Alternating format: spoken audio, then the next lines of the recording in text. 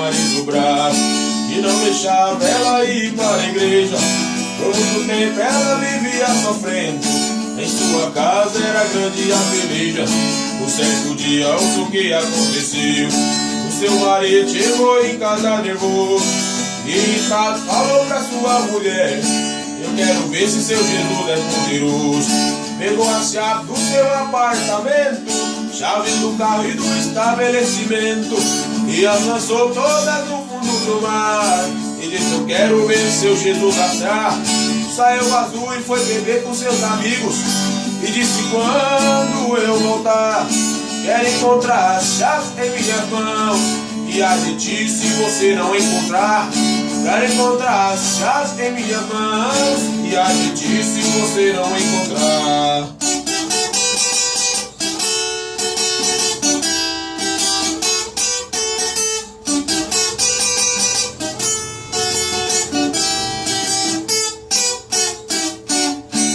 A irmãzinha não ficou se aperreada, dobrou o joelho, foi falar com o Senhor, e a resposta veio imediatamente, e a irmãzinha se alegrou.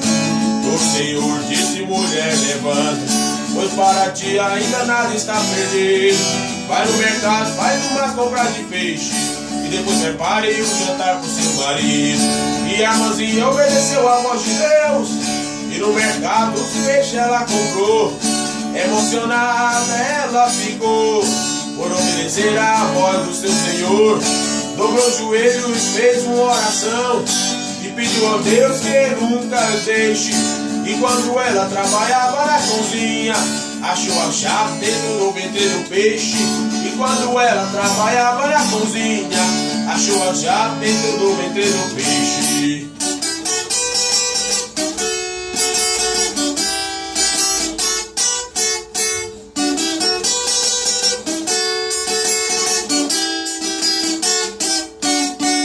Erga a mão para agradecer a Deus por receber essa grande vitória.